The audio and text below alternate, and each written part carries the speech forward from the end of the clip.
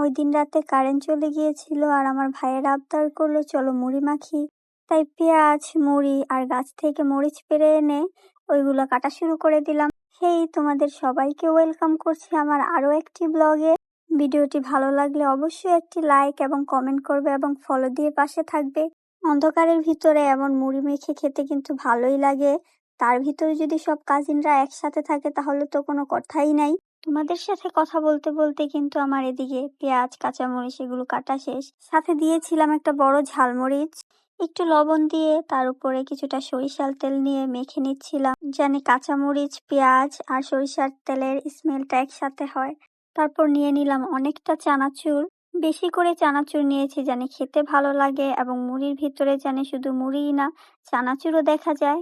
তারপর দিয়ে দিলাম মুড়ি, এক বল মুড়ি নিয়েছিলাম কারণ আমরা কাজিনরা সব একসাথে ছিলাম, মানুষজন অনেক, তাই এক বল মুড়ি আমাদের কিছুই হয় নাই।